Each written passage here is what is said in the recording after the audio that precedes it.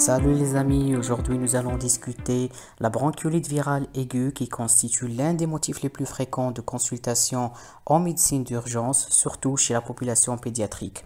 C'est une pathologie qui touche électivement les nourrissons moins de 2 ans et le plus souvent liée au virus respiratoire syncytial et elle est très fréquente en période hivernale et en période d'automne et survient dans un contexte épidémique.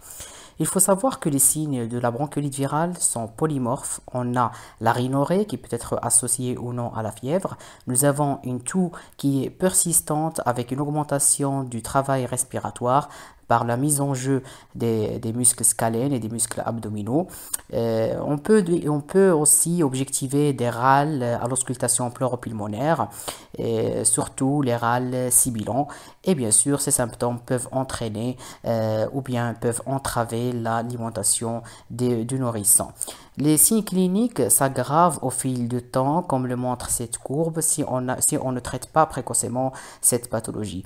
Concernant la physiopathologie de cette maladie, nous avons le virus respiratoire syncytial qui va entrer en contact avec la muqueuse épithéliale et ceci va entraîner une réaction inflammatoire. Comme vous voyez ici dans cette coupe histologique, nous avons dès le début des symptômes, il y a la bronchiole, la lumière bronchiolaire est normale, mais par contre, au fil du temps, on insiste à une inflammation de la muqueuse bronchique avec mise en évidence d'un infiltrat inflammatoire mononucléé fait de lymphocytes et aussi de polynucléaires neutrophiles.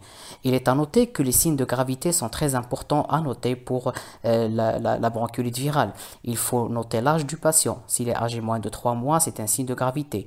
La notion de prématurité surtout, il est aussi un signe de gravité. S'il y a les signes de lutte qui sont intenses, aussi sont des signes de gravité. Il y a des critères gazométriques aussi, comme l'hypoxémie, l'hypercapnie. Ce sont des signes de gravité. Quand il y a une difficulté alimentaire aussi, c'est un signe de gravité. La détresse respiratoire avec signe de choc, ça constitue aussi un signe de gravité. S'il y a un antécédent de pathologie cardiopulmonaire ou bien une cardiopathie congénitale, aussi c'est un signe de gravité. S'il y a un contexte socio-économique qui est défectueux, c'est un signe de gravité. Et bien sûr, qui dit signe de gravité dit hospitalisation. Le diagnostic de la pathologie, comme on vient de voir, il repose sur un faisceau d'arguments cliniques et aussi paracliniques comme la gazométrie. Et parfois, on peut demander une radiographie pulmonaire pour chercher est-ce qu'il y a des signes de pneumopathie infectieuse et la biologie comme la numération formule, la recherche d'hyperleucocytose et la CRP pour rechercher des signes inflammatoires. Il est à noter que la diminution des signes de lutte est un signe d'extrême gravité qui peut témoigner d'une fausse amélioration en fait et qui précède la CR. Donc la diminution des signes de lutte est un signe d'extrême gravité. Et si on n'a pas d'examen complémentaire pour étiqueter cette pathologie, la fréquence respiratoire sert comme un excellent indicateur clinique de la gravité de la pathologie. Et bien sûr, si c'est un nourrisson à l'âge d'appréhension, il faut éliminer en premier lieu le corps étranger. Surtout si le contexte de la pathologie est bruyant. D'accord? Pour le traitement et la prise en charge de la pathologie de la bronchiolite virale, tout d'abord, si le patient ne présente pas de critères de gravité, on va faire une kinésithérapie respiratoire avec la désobstruction rhinopharyngée pluriquotidienne et on peut donner de l'antipyrétique s'il y a de la fièvre. Et bien sûr, il faut insister sur l'arrêt ou bien proscrire le tabagisme passif s'il y a un parent dans l'entourage qui fume.